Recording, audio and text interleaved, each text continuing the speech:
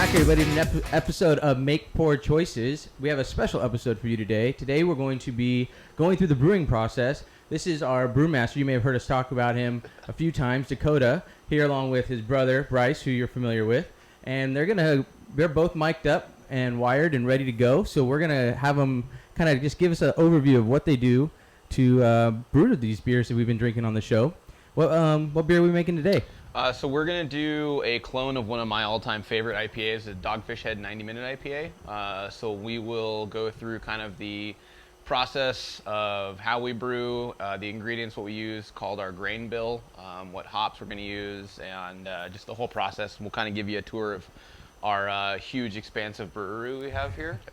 State of the art. Really putting micro and microbrew. So. Yeah. But yeah, so like Derek introduced before, this is my brother Dacota. He is my co-worker on the brewing side, and he's the mastermind behind all of this. So welcome Dakota to the show. Thank you. Yeah, so we're going to be brewing today. We got everything set up. Right now we're just heating up our water. Got to get it to about 170 degrees. We got to get it to a high temperature because when we start adding in the grains, it's going to drop that temperature down. We're trying to shoot for 156, so I'm giving it a little bit extra space for cool down. So once we get the grains in there, you'll kind of see what we're talking about. When the water mixes in, it's going to cool down that water. Our grains are sitting right behind Bryce right now. We've got about 36 pounds, I believe 34. 33 of American Pilsner and 3 pounds. Oh, no, that changed. It's 2-row now. Oh, okay, so we're doing two-row? That's right. Yeah. So 33 pounds of 2-row, which is a very common malt for making a variety of different IPAs.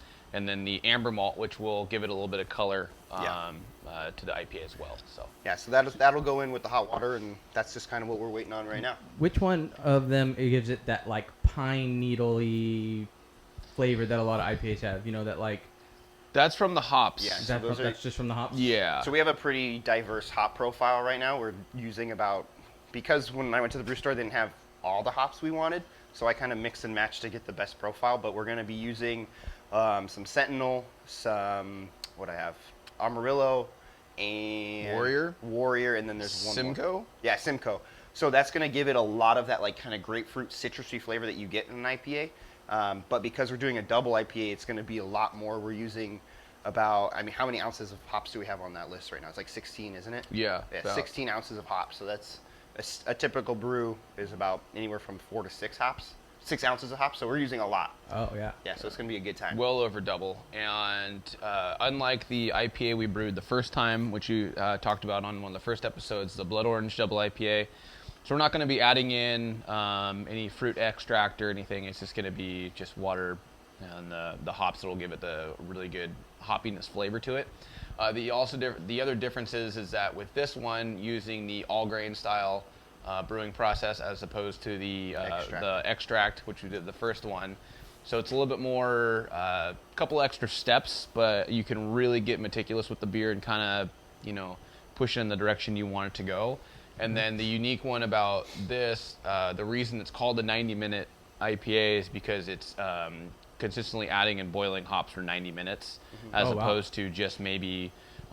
like for the last red ale, it was like the last 5. It's like the last 5 minutes you throw in. So that's why it gets steeped for so long. Exactly. And really creates that really heavy flavor. So what we're going to do is we're going to take about, I believe it's like 8 ounces of our hops. We're going to mix them all together. They're pellets, and they actually melt really well in the hot water. We're going to mix them all together, and for every 5 minutes within that 90 minutes, we're going to take 2 ounces and mix it into the boiling water. So it's a constant additive of flavor. And what that's going to do is it's going to really build that profile and allow the first 2 ounces we put in that beginning to sit in there for a really long time. And then when we add that last 2 at the last 5 minutes, it's going to kind of keep it all together. We're not going to lose that flavor in the beginning, and we're going to get that deep flavor at the end. So cool. It's going to be a good time. Well, tell us a little bit about your setup here, and then kind of maybe what the first steps are. Yeah, so I started out using just these buckets and a kitchen pot. That was like my first setup when I did my first beer. First beer I did was a chocolate stout, and that was an extract brew. That was the first time I did it. I did it by myself. I bottled it, and then after that, Bryce came along, and we did the second one. Got a little bit more advanced. We got an outside burner, got a bigger kettle, kind of upgraded some things, got a little bit more buckets. And then just recently after we did a few extracts, we got more bigger kettles, more bigger yeah, stuff. everything just got bigger. So Hey, pretty soon we're gonna be opening up the Make Poor Choices brewery. oh yeah, we're gonna have giant silos. It'd be great. We almost bought a 40-gallon fermenter yesterday, 40 too. gallon ferment. It was huge. We almost did it, but one day. Which would have been hilarious if we bought it, and then we had all the stuff, and it was just kind of like right there, but we just never acknowledged it. Yeah. Hey, what's that giant thing in the... I don't know. It's just here. Yeah, It's decorative. But yeah, so now we're in the all grain. So we got a 15-gallon kettle over there, and then we got our two 12-gallon hot liquor tank and mash tun. These are just used kind of like in the all grain process. So we're saying all grain. It's a pretty standard brewing process. When you're in the home brewing stage, the all grain is the closest you're going to get to the real brewing process in a brewery. They go through the same kind of things. Obviously, it's on a larger scale with a lot higher equipment, but it's all the same kind of process. So this allows us to do a lot more when it comes to like flavor profiles, like pH levels on the water, and just the chemistry of the water as well. Obviously, we're not into that level yet, but it's going to allow us, and we're just kind of growing and learning as we go. But yeah, so this is the equipment that we're at right now. And we'll do a pan on everything for everybody, so kind of overlay it and let everybody see kind of what you got going on here. What's the first step? What do we got to do? So right now the water is sitting at, I know I'm leaving the shot, but we are at 140. So we got about 30 more degrees to go. So the big thing is sanitizing. That's the first step. Definitely. That is the very, very first step. Gotta be careful, coronavirus. Dakota. Coronavirus, yeah, that's a big thing. Dakota, he was able to sanitize everything. We use Star San. It's just a generic sanitizer meant for food and beverages. You can get them at your local homebrew store, and you just clean everything out. So it's important to have this clean water. Yeah, we have a couple different buckets. It doesn't add any flavor or taste or anything, so it's all food you'll safe. notice that it's food safe. So there might be some foam in some of the buckets when we pour the beer. That doesn't affect it at all. That's actually what you want, because you want it to keep that sanitized. So interesting. Yeah, when we came earlier, I saw there was still some. Why are there bubbles in there? Yeah. I know you think you're like, oh, soap, but there's no taste to it. It's just straight sanitizer, and so that way. So if you're in a pinch, you can drink it. Exactly. Yes. Yeah. I mean, don't recommend that. In a pinch, you could probably drink your own pee, but you're not going to, right? So. Hey, you've seen Better Call Saul. It's sterile, and I like the taste. So they're not brothers or anything. No. Yeah. So that's the first thing. So we always have our sanitizing buckets, because any bacteria that gets in your beer, it will ruin it. It'll mess with the flavor. You don't want that. So I will not get near the beer. I promise. Consistently go back and forth. So yeah, and so one of the biggest things when I started looking into brewing and like reading books and kind of watching videos, the biggest takeaway that I got was don't fear the soap. Don't fear the suds. That's what there was like a big thing. They were like, don't fear the suds. So like when we start putting it in the fermenter buckets, like there's going to be suds, and we're going to fill the beer and suds are going to start coming out. But like that's what we want, because those suds still carry, like all this soap carries the sanitizer with it. So when it touches and rubs up, it's still creating like a clean layer. So when we put the yeast on, this soap will keep the yeast from getting infected or dying or anything like that. So it's always nice to just have as much sanitizer as you can. I also put some sanitizer in a spray bottle, because it's nice to be able to just spray some stuff down. But yeah, that's the biggest thing. If you're going into home brewing, or if you're in home brewing, you'll know like sanitizing is the biggest step you can do, because if not, you're just going to get bad beer, and it's going to be a bad day. Yeah, I don't want bacteria in my beer. no. Yeah. You know, I drink alcohol to kill all the bacteria, not to add Exactly. More bacteria. it. So definitely don't want to have that happen. But Definitely. so right now we just have to wait we can't do anything until the water comes to temperature. Correct, because The mash, you need the water, yeah, right, and all that stuff. So we're kind of in a holding pattern, just hanging out.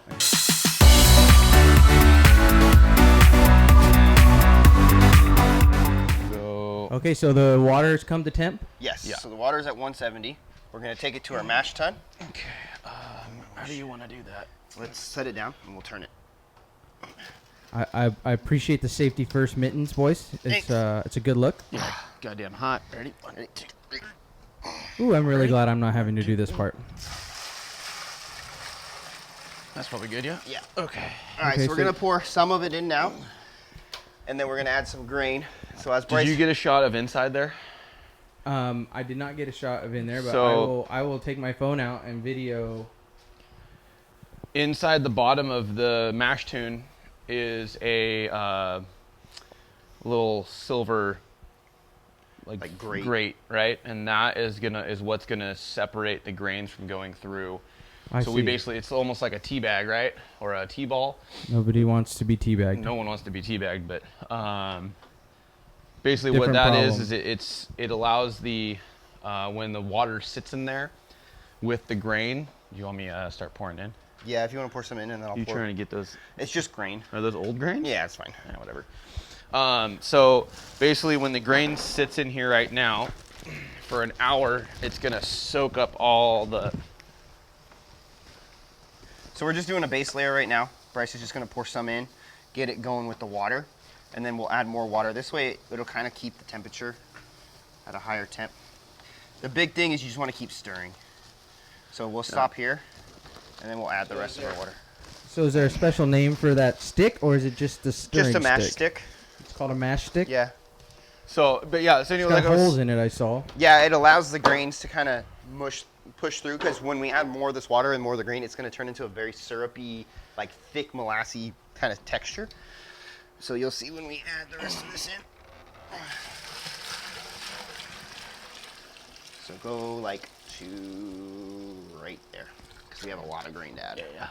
So So those That- are those studs you were talking about. that filter in This the is actually from the grain. that filter in the bottom, when it sits for an hour and it really mixes the grains with the water to make that wort. Uh-huh. When we filter it out, it keeps the grains in there. So because you don't want the grains in the wort, right? We just want to get the flavor of it. Right. Let me know when you're ready. Yeah, go ahead. So yeah, it's just important to kind of mix it in as we go. And all of this stuff, all these grains were just bought at our local brew store. And at the brew store, they will mill the grains for you as well, so you don't have to worry about buying your own miller. Which So that's why they're all like look like shavings almost. yeah. So when you look at normal unmilled grains, they look like they have like a little husk seed on them. And what the mill does is it allows to break it up, create those starches and sugars, which are going to give us that flavor we want in our beer. So that's why we want to crush up our grains. I'm gonna cut this down. I can't see. There's a knife right there for you. Who would have thought this would be such a workout for you guys? Yeah. So Clearly you did, but I didn't. we get all of our supply from Windsor Homebrew. Yep. Okay. They're in Costa Mesa. They also opened up a new one in Anaheim just a couple of weeks ago. Oh, awesome. Yeah. They have a great selection. The guys are super friendly. They allow us to email in our order ahead of time to pick up, which is kind of They have it all ready for you. Yeah. sometimes. But yeah, that is Kind so. of like our breakfast burritos this morning. Yeah, kind of. 16 minutes, right? 3 hours later. 40 minutes later. So, But yeah, I mean, and it's a cool place to go because they do try to carry as many local craft brewery beers there as well. So they do have a pretty wide selection of beer just to buy in cans. You can buy a 4-pack or individuals. It's a really cool place This to bag go. ripping sound is going to be awesome when I I edit know. it I was together. thinking that whole Appreciate thing. Sorry, dude. All right, no, everyone be quiet. Once we add these grains, once Bryce is done murdering this bag, we're going to put the lid on and let it sit for an hour. What that's going to do is it's going to break up the rest of these starches and turn them into sugars, and then we can start the rest of our brewing. Okay. Ooh, too much. Bryce is going crazy. All right, hit it. Oh, did I get one in there? No, you're good. And even if it does it, it won't get in anyway. It's not going through. Yeah, it's not going to go through. So the reason that we want to stir it a lot because the that. water, Did you use this whole bag in this one Yeah. bin? they'll sink. So I'm trying to find like a clump. Once he's done pouring it all, you'll kind of see the grains will turn into like grain balls, and the water won't permeate through all the grain, and that's why it's really important to constantly stir before you put that lid down because you don't want to have these giant chunks of dry grain. Sorry. So is that just extra water? Yeah. Yeah. So you could technically brew more if you had bigger. Correct. Oh, yeah. So these are actually a little bit smaller than what we need, but we make it work because we'll use hot liquor, the hot liquor tank, which we add just more water to, and then we can add in, and it'll push through and give us more beer. Which we should just dump that in there. It'll keep it. Yeah, no, definitely we will. Go ahead. We'll just leave it and heat it up halfway through, and we can pour it back in there because it's going to be, we want that at like 200 degrees. The It hot liquor almost tank. doesn't even seem like it would all fit in there. I mean, like it's going to overflow at some point. We're somewhat of wizards. It's no big deal.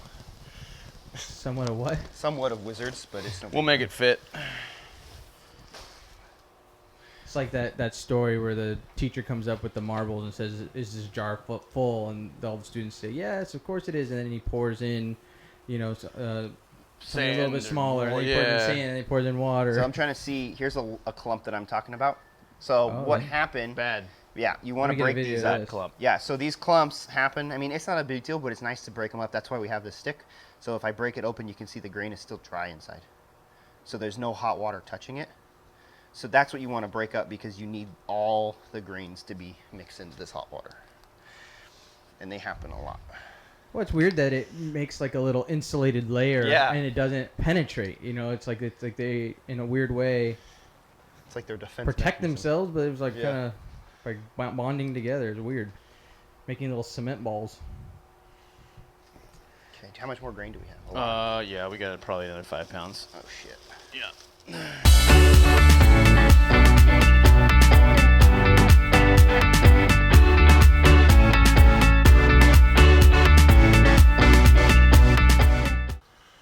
So Bryce is just draining some because we put too much liquid in.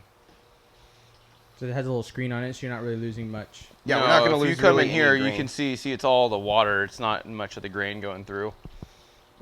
We just we got to be able to mix in the rest. all of these grains. And so what this will do is we'll just keep this water. We'll heat it back up. We'll put it in our hot liquor, and then it's going to do a full circle. You keep saying that hot liquor, and I don't know what that means. Okay, so I'm sorry. The hot liquor tank. So this is our hot liquor tank right here. It's an empty cooler. There's nothing inside.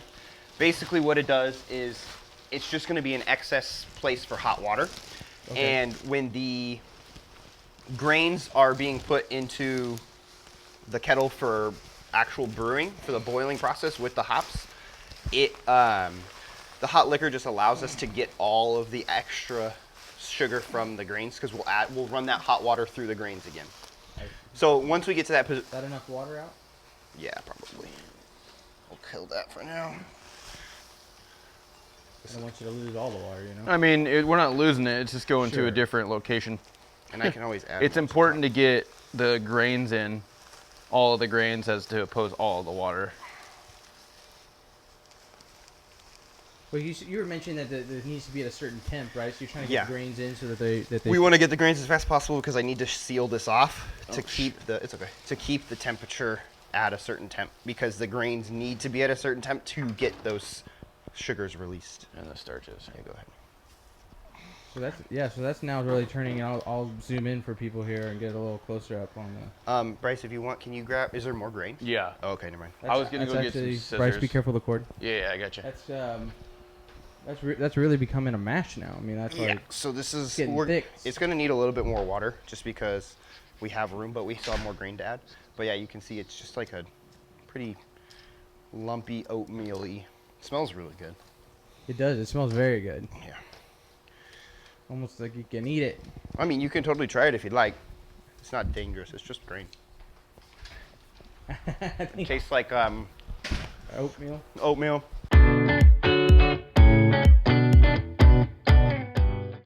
So basically, Bryce is doing pre-hot liquor tank. What's crazy? Probably good, What's yeah. crazy is that it's already looks like the color of beer. Mm-hmm. I mean, it happens so fast. Yeah, it gets. I know, obviously, it doesn't have all the flavoring and stuff yet, but it's. Okay, so that should be good. So we're gonna put the lid on. It's a mess. We made a complete mess. But put the lid on, and this is gonna sit for about an hour. Okay, so we're gonna fast forward 1 hour on the clock, and we will see everybody on the other side. Here we go. Okay, we are back. And action. Okay. Action. All right. So we've- now it's been sitting for an hour, and we are going to do a clarity check. So basically, what we're going to do is I'm going to open this lid up. Bryce is going to open up the valve. We're going to have the wort. Basically, this is now our wort. So wort is basically the liquid from the sugar and starches of the grain, and then we'll add the hops to the wort to start getting the brewing process going. Wort is it's unfermented beer, essentially. Exactly. Yes. So I'm gonna open this up, and it's been sitting for an hour, probably around 156 degrees. I can measure it to see. There it is. Beautiful. Smells delicious. God damn. So Bryce is gonna open it, and we're gonna check. So basically, what we're looking for is no grain coming through. So you can see how much grain is entering it right now. So he'll do about 2 cups. You want to do 2 cups? Yeah, we'll do 2 cups. And all he's going to do is just fill 2 cups, close it, pour it back on top, and we're going to keep doing this process until we don't get any grain into the measuring cup. So how do you make sure there are no grains in there? Like, what is there like a filter? Is So that, we is that have that a- filter in we the- saw on the the filter in you the saw on bottom the of bottom. the mash tun, there is a filter. That's what I got the video. But as earlier we of, pour okay. grain in, the grain kind of gets put into it, so we have to kind of clean it out.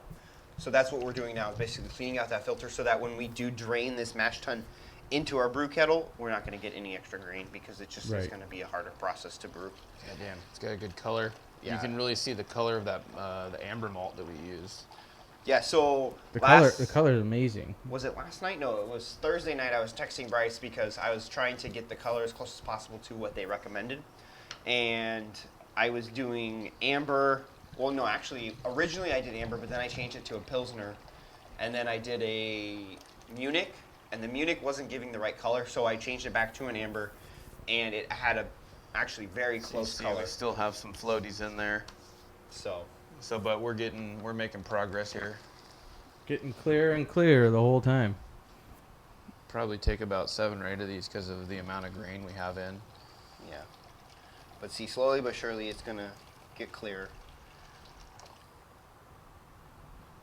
Yeah, Yeah, it's almost there. So that just got in from the mashing process. Yeah, probably. just like pushing it down there, it kind of just kinda forces gets that under grain and into the into- tubing, and we don't want that. So by just letting gravity do the work, the liquid will actually kind of get, the grains will get filtered out through that filter that is in the bottom of this. That's pretty neat. I thought it was just a Gatorade cooler when I showed up, but now you got all this technology in there. I mean, so. but that's a good thing. Is like if anyone's trying to start brewing and they want to do all grain, you can go to like your local like Home Depot or whatever and buy coolers and make them. I mean, this is just pieces that we bought from the hardware store, and you drill a hole and boom. Yeah, Ready to I go. guess you. There we go. It Maybe makes it a little easier to have it pre-set up, but Yeah. if you're on a Exactly. budget, just make it You happen. can do it all yourself. Be There's it- plenty of videos too. Hey, if people can One distill more. alcohol in the middle of the woods, Yeah. yeah. you can make beer in your garage. Exactly.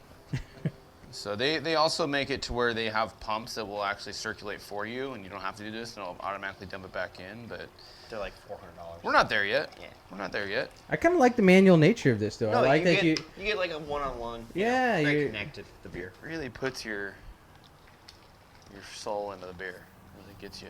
Well, I'm gonna have a lot more appreciation from now on when we're sitting inside of other berries, drinking the beer. Before, oh, thanks, I got a beer. But now that you're a part of it, You know. you're gonna be like, hey. You appreciate the effort and the time. I'm not even the biggest IPA guy, but this is gonna be my favorite IPA in the world. Oh yeah, because you're gonna see it I do being like made. I do like Pretty Pliny though, that good. we We're brought still over we're earlier, still you know. getting. I know. So if this is on any close to that level, we're in good shape. Start entering contests.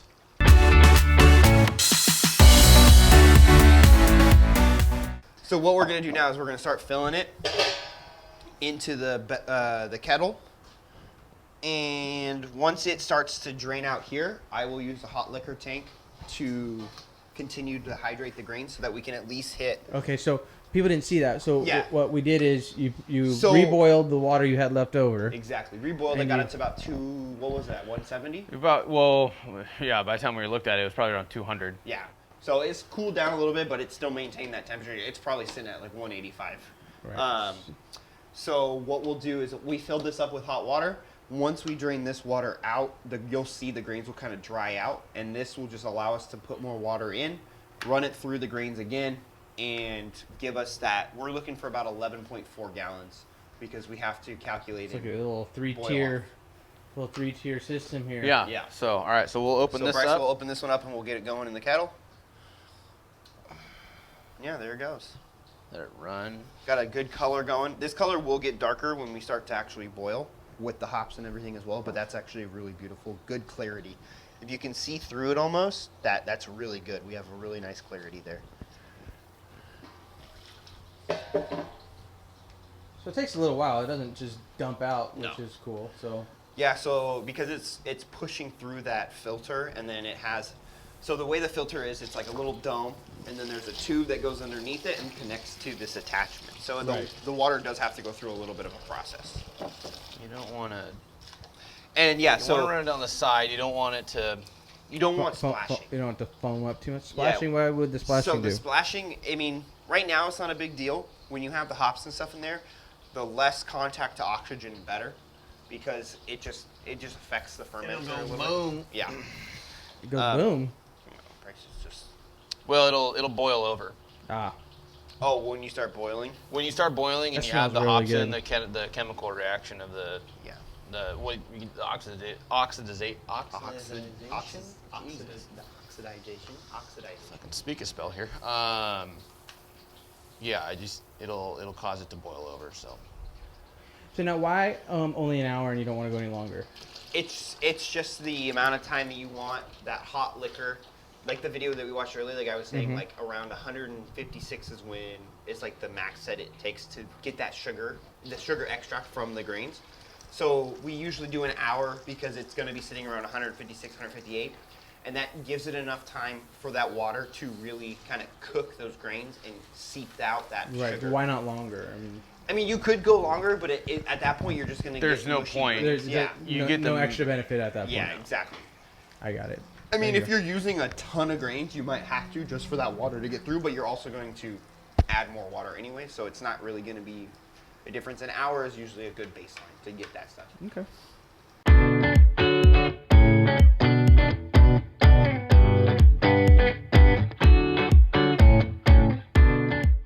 So now I'm getting to that level where I'm getting just grain, not a lot of liquid, and I'm going to start adding in the hot liquor because we do not have 10 gallons of beer or liquid in here. So I have a little nozzle attached. It's like a shower nozzle.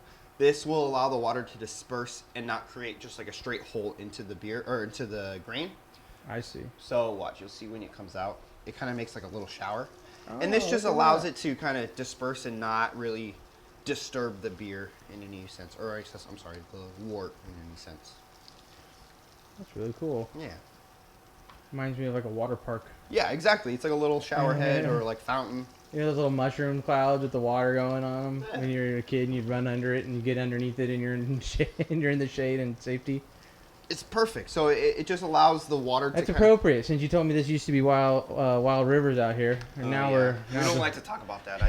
If I wouldn't have moved here if I'd known they tore down Wild Rivers to build houses. to build this place, but Wild Rivers was my childhood. So we were driving in and we were driving down the main street and Derek's like, man, this place is really nice. And I was like, yeah, this is where Wild Rivers used to be. He's like, fuck this place. Right? When Well- I found out, I was very devastated that I actually put money into this company to live here. So yeah. I grew up at Wild Rivers, so it was very sad.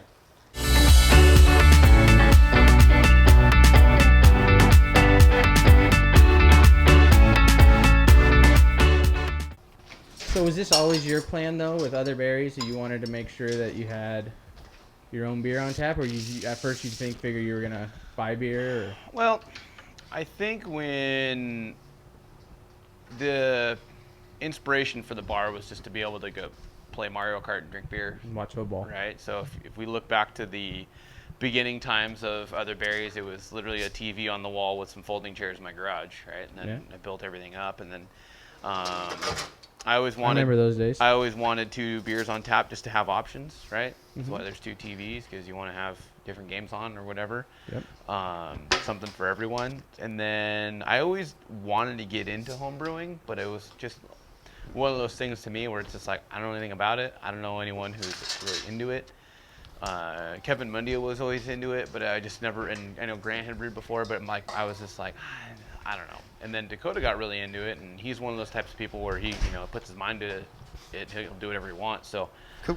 once he got into it, then I got really into it. And then now, Yeah, 2 different ones. yeah, those are definitely official. Now it's, cost-wise, it's cheaper after you buy all the equipment to have, instead of going to buy kegs. And then, but it's more the time of spending together with your brother and Aw. putting your like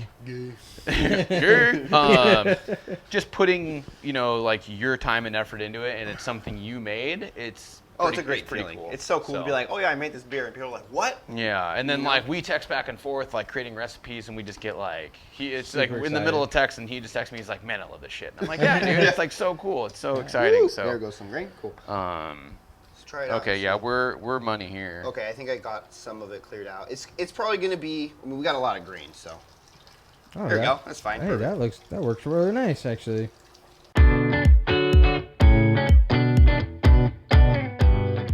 For those of you coming or going, whatever, we're brewing a Dogfish Head 90-minute IPA clone. Sorry. So we're getting all of our hops out right now, so we'll measure them out. So basically for 90 minutes, every 5 minutes, we're going to be adding in a mixture of our hops. So we got to portion that out right now and make sure everything is going to be to the right weight according to our grain bill.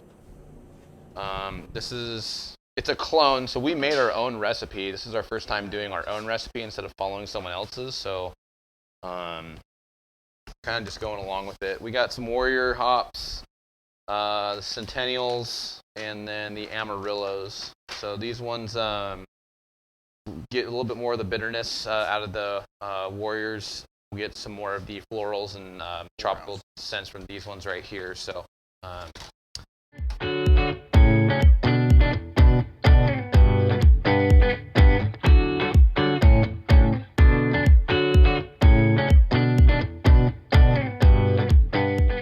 So basically what we have to do is every 5 minutes in the 90-minute brew, we will add 2 ounces. So we will use our scale. This is zeroed out. You can measure 2 ounces of our hops, add it into our brew. It's just going to be a good 90-minute smell and deliciousness. So in our brew, we used Warrior pellets. We use Sentinel. And we used Amarillo. So Amarillo is going to be our biggest profile. We use 4 ounces of Amarillo. Sentinel is going to be our second biggest. We use 1.5 ounces. And then Warrior, we use 1 ounce. So it's going to kind of come together. This aroma is mild with a bitter kind of flavoring. Sentinel, you're going to get your orange blossoms, floral, and a little bit of lemon. It's perfect for American IPAs we're doing. And then your Amarillo is going to give you that grapefruit, red, tropical flavor, a little bit of melon, but it's going to give you that really good IPA. But yeah. So there we go. Now we're just waiting for it to boil.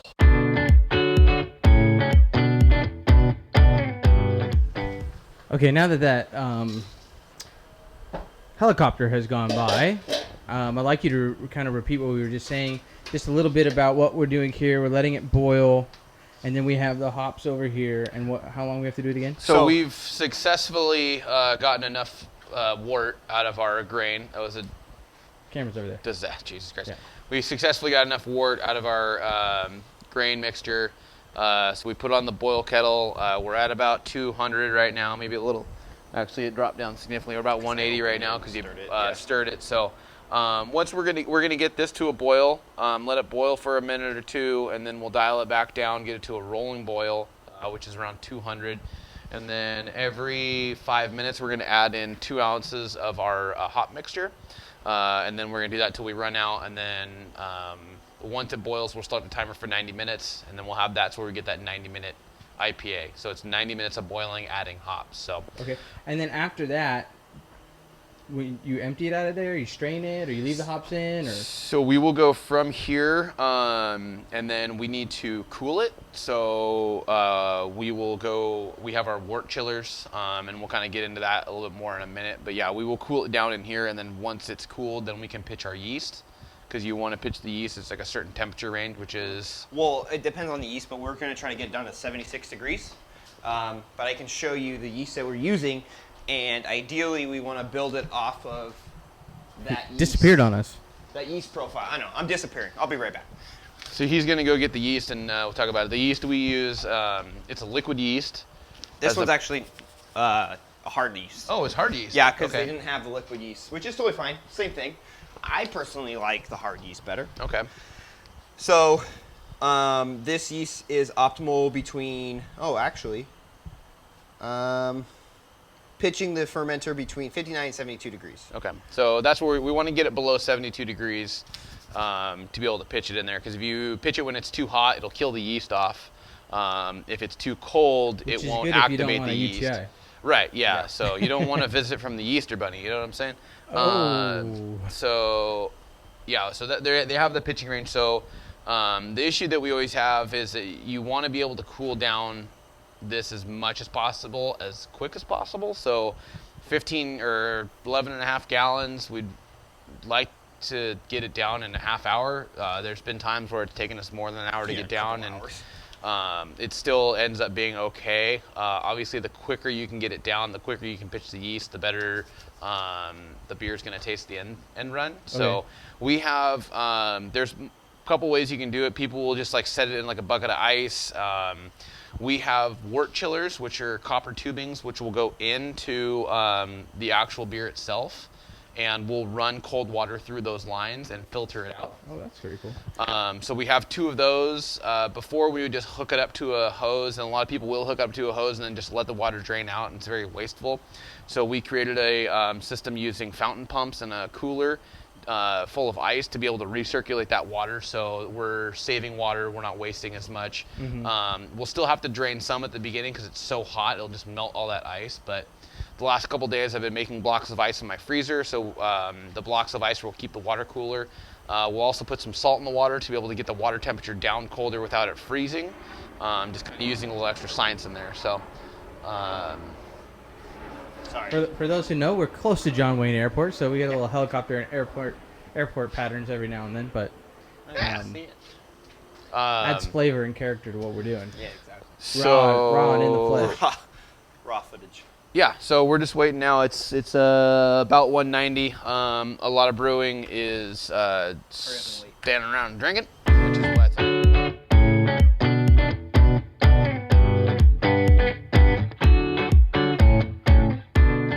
So when the beer is fermenting, I do not keep it in the garage. I actually put it in the house next to an air conditioning vent. And if the temperature does spike, I can turn the air conditioner on and it will adjust it. I don't have a automated adjuster yet. That's an investment that we will move into down the road. We're looking at about $1,000 for one of those guys, so that's a whiles away. But for now, we're making good beer. We have 100-something followers. Just give us $10. Come on, $10 a person. We can do it. We'll put a link for our GoFundMe. For 11, and all the leftovers we'll donate to someone. We can do a Make Poor Choices donation cart item on the LV Crew website. All the proceeds will come straight to you. If you donate $10, you're in this Gold Circle Club, and you get a free beer coupon for other berries. Yeah, it's. But you have to find it. Grant, you're not allowed though. But you have to find where the bar is. Yeah, you can't know where it is. You can't know where it is. You got to figure it out. So, Bryce, why did you take the top off and stir it and release some heat right now while we're trying to get up to boil? Does that We want to make sure that the whole thing, so he's stirred it. We're getting close to the 212. We're about at the 200 mark. We were at the 200 mark before, and he stirred it, and it dropped down. Right. So I just wanted to make sure that beer is, like, it's even temperature throughout. So okay, because the temperature gauge is probably two-thirds down from where the top of the liquid is, right? Yeah. Right. So, and that's the an top issue. Of the liquid may not be the same temperature. And then once it starts boiling, that's the best because it does start circulating that beer, and you'll see it. Yeah. Like it starts shooting, and the first time you add the hops, it reacts with the hot liquor, and it just starts bubbling. It's crazy. It's cool. Cool stuff. It's a really cool reaction. We'll make sure you get a shot of that. But yeah, so right now it's a lot of waiting. That's all it is. So make sure if you do want to start brewing, or you are brewing, you just got some good beer for everybody to drink because you can get bored. Okay, so what we'll do right now is we'll take a quick audio break, and I will zoom in and get a shot for everybody when you add the hops so that they can see it firsthand, and then we'll overlay that to what we're talking to so they have a really good idea of what we're doing.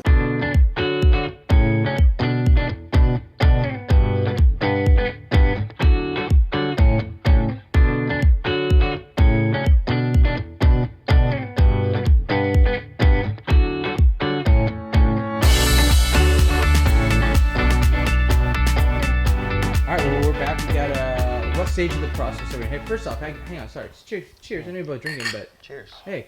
Yeah, cheers. So far, job well done, boys. So far, I've been very impressed by what I've seen. Thank you. I've learned a lot today. What? It's kind of cold out. I need a jacket. I'm freezing. So, is it gonna blow over? We just decided to do it's going. the lid's cruising. cracked. But Yeah. anyways, for those of you guys watching, the other end of the garage, we've got the beer now brewing. It has all the hops in it. Correct. So we've got, it's 90 minutes, but we got how much longer? We are about an sitting hour. at about an hour. About an hour. Yeah. So it took about a half hour to get all the hops in. Correct. And so we got another hour of it to, I Just guess, kinda stew, boil. stew together. Yep. I don't know how else to say that, but Boil. boiled together, though, that doesn't make much sense. Well, stew. When I think of stew, it's like a simmer, right? Yeah. So Yeah. you're, It's a you're rolling just boil. it's a rolling boil for an hour. It's a So rolling it's boil for an really hour. just kind of getting everything all mixed in there. Yeah. So that's about a half the hop profile. You said that really well, by the way. Thank you. So hot, I can't even think straight. Yeah, we decided to do it when it's 100 degrees outside. You know, Yeah, that's probably might have been better to do the first one of these in the fall, but I've been sucking down your beer, so I appreciate it. That's Yeah, stay hydrated. I have the best job here. I don't really doing a whole lot, and Right I'm- now, yeah, we're drinking. Well, you're drinking our red ale that we brewed last time. Yep. Our most recent brew before this. It was a red trolley clone. Came out really good. It's 5%. Yep. Delicious beer. And then Dakota and I were splitting a Tidal Terror. It's a tart ale brewed with cherries, lime, and vanilla by Bottle Logic. Really good beer. Not too bad. I'm not a big like a tart or sour beer guy, but this is actually It's pretty. not too sour This is- or tart. If you're not a sour beer drinker, this is a good one to get into. So Yeah, I don't like sour It's beers. pretty refreshing. We'll try it. So sure. It's not bad. It's really not as sour. Definitely had way more sour. yeah, again, not a big sour guy. That's Yeah. pretty goddamn good, Oh, that's good. right? Yeah. Yeah. So I mean, it is sour, but it's not Yeah, like it's nothing crazy. the other sours I've had. You're just like, ooh, too much. like, oh, I Yeah. don't want to. So I don't even that's- want to keep doing this. This is not enjoyable. That's good. That one's very refreshing. It's almost like a warhead from growing up. So Yeah, Yeah. not as bad, but because No. some sours they're like, oh, yeah, Yeah. that's actually pretty tasty. maybe the so- back half of the warhead. Yeah, right? once you Once get it's to the kinda more initial. candy, then Yeah. So, but so we're brewing the IPA today. correct. Do you guys have any other plans? Well, Anything else planned out? Any other recipes you're working on? Anything in the works? So our next one that we want to do, we're gonna do a Japanese lager, kind of like a Sapporo or an Asahi or something like that. So Sake bombs. yeah, maybe we'll brew our own sake too. could do it. Yeah. We eat sushi like once a week, it seems like, and so I mean, what would be better than having something good just fresh on tap? So yeah, we're. Do you want to take a break? Because this guy. No, it's okay. It shouldn't be too loud. We're gonna have all sorts of noises on this Yeah. one. This All right. this one is not gonna be clean and Yeah. crisp. This It is just not still- other berries. No, This Yeah. is like this is next to other berries. Other yeah. Larry's. Other Larry's. This is the makeshift Okay. studio, so I'm not worried about it. But we are upgrading other berries with sound panels. We've already done one. Yes. 3 more coming. So we're constantly working on improving the acoustics in the home bar. Yeah, so. it wasn't bad on the last one. So, anyways, yeah, we're gonna brew a like a Japanese lager, a Sapporo Asahi, something like that. I've seen where they brew it with rice, where they actually put in some other stuff in there. I was reading about. So, this is the fun part of kind of figuring out what Yeah. you want to do. So, I mean, everyone loves brew day because you get to actually get and do the work and drink beers and hang out and have fun. But the coming up with the ideas and finding what you want to do and tweaking it to making it your own, that's also pretty exciting for us. Definitely.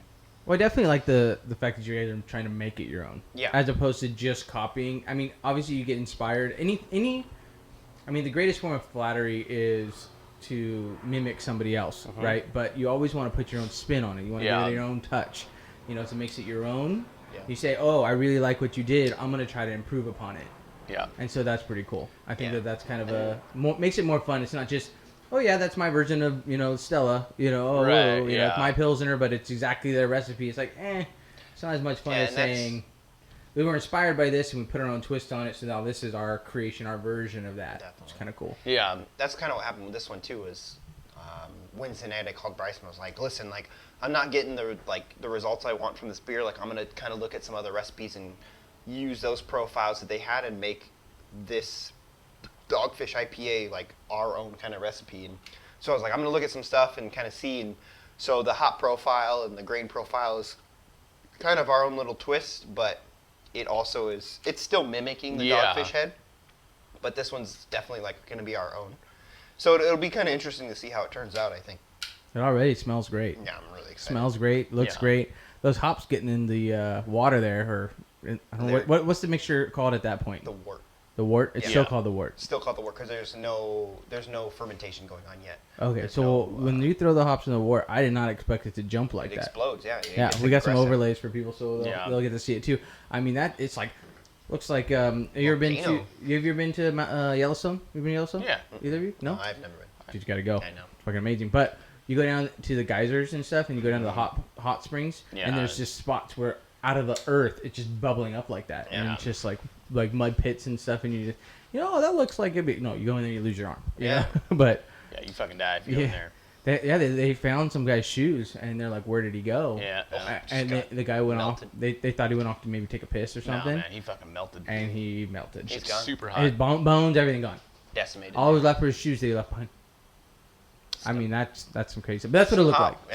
So No, definitely kind of what it is. And What kind of shoes, man? That's some pretty solid shoes if they're lasting through that. they were left on the bank. Oh. I think he maybe jumped in. Or I don't think he thought he was It's gonna die. not like everything boiled off, but the shoes his shoes are survived. just like floating. They're like New Balances. You're like, these things are like the Nokia of shoes. Right? Yeah. I'm gonna get me some of those. Yeah. The only thing that was left is a pair of New Balances and his Nokia phone, which will never be destroyed. Just floating. Yeah, just floating. No, I think he jumped in thinking it was like a hot spring. Like you go to the hot springs and it's like being in a jacuzzi or something, right? Totally. Like a hot jacuzzi. I've done that idiot. before, but Yeah. this is a whole nother level. God, that'd be so miserable. And those in Yellowstone have all these minerals and acid tones in them that break tissue and different things down even further. It'd be so painful. I wonder if it's probably so be- hot that you don't even feel it. Like it just. It would probably be No, you feel it. That Yeah. shit sucks. It would probably be pretty quick though. It depends if he dove in head first, I'm sure, or if he jumped in or what. Someone just holds you over your feet. But Yeah, so doing the Japanese lager next, and then that'll probably put us into September as far as beers. Because right now when we brew, he has 2 taps, I have 2 taps. So we are brewing double batches right now, so 10 gallons, so we can each have a 5-gallon keg. And so I have a little bit of the pineapple Hefeweizen, which it's way more banana-y than pineapple at this point. It definitely tasted banana. But it's really good. It's like a Franziskaner if you've ever had them for a Hefeweizen, pretty traditional German Hef. Not bad.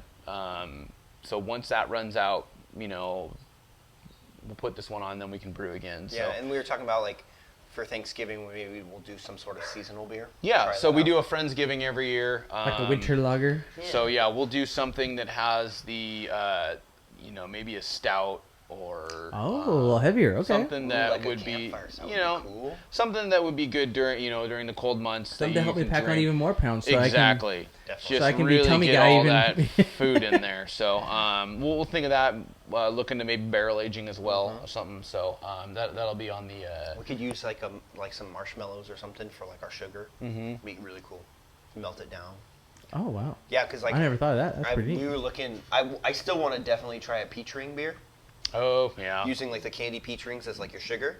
So what you do is when you're mashing in and stuff like that, when it's boiling, you add in some peach rings and they melt off, and it gives it the like flavor profile, and it kind of creates more of a sugar for that yeast towards the end. But that's what's really nice about all green is when it's boiling, you are able to just add any extra flavoring that you would like to have to it.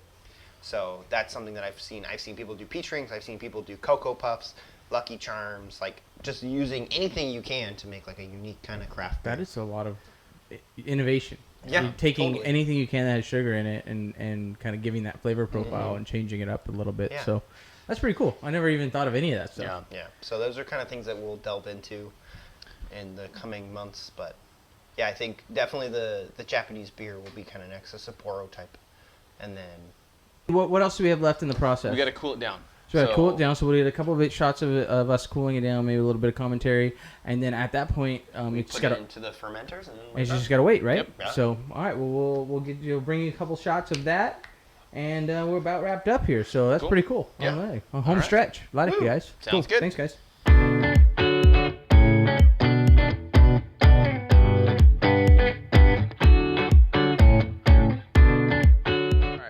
All right, so it's been 90 minutes. Yes. We've shut down the burner here. Yeah. It's made it about 400 degrees in the At least. garage. And so now you guys are bring it over, and now we have to cool it. Correct. Yes. And so what are we using to cool it? So we have these beautiful wort wort chillers.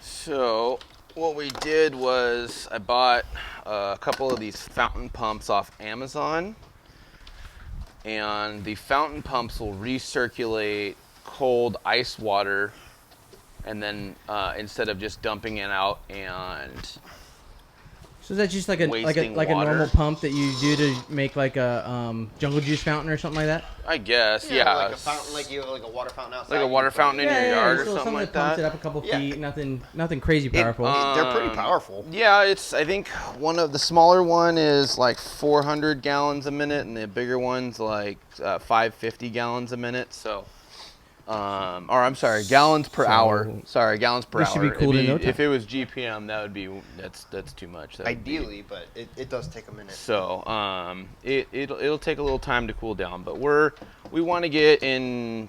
If we can get it under 45 minutes to a half hour, that would be Ideal. ideal for sure. So.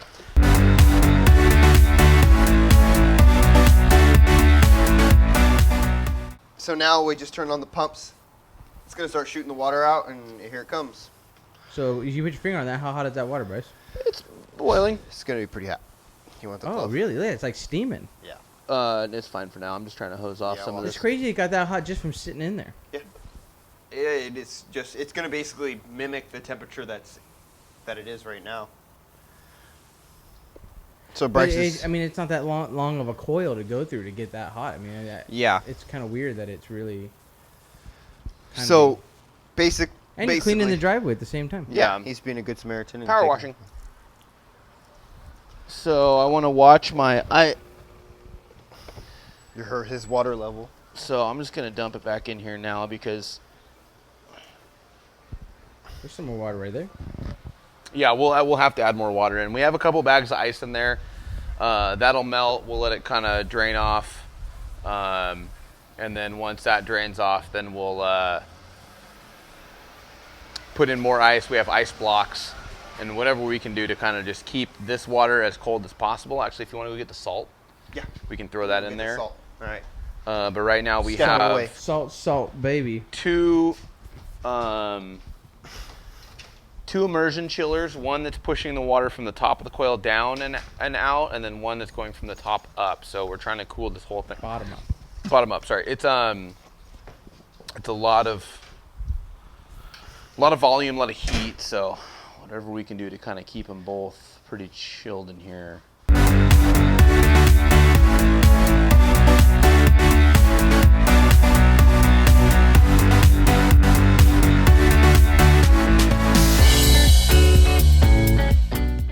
Cool to the touch, I should So say. the pumps, I would assume, are on the bottom of the cooler, Yes. so that the warm water when it comes in doesn't affect the pumps. At So the bottom. the warm water that comes in, I have them feeding over here. So it's not just recirculating that warm water. So the warm water Okay. has to travel from this side through the cold. We have the ice blocks. I'll monitor the ice melting, the ice level, the water level itself. We might have to, drain some off, but hopefully we get to a point where we're just circulating through near freezing water. So Yeah. And so on our coils, we have two coils in there. So one of them feeds water in, and then the cold water. So the cold water comes in, and it'll spin upward and out. And then we have another coil that feeds cold water in, and it spins downward and then out. right. So we have both ways of cold water coming in and out.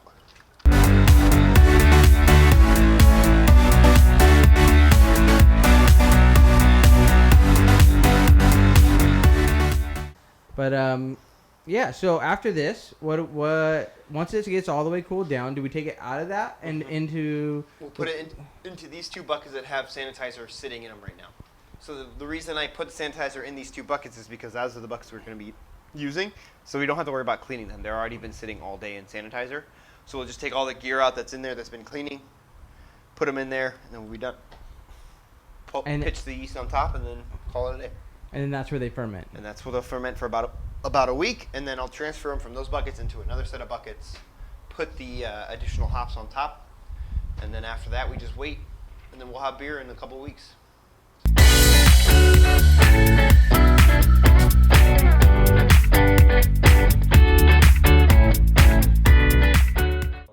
Okay, so what we'll do is we'll just do an overlay, and we'll show everybody kind of the next portion when it goes in the buckets. And really, though, want to thank you guys for sharing the process with everybody.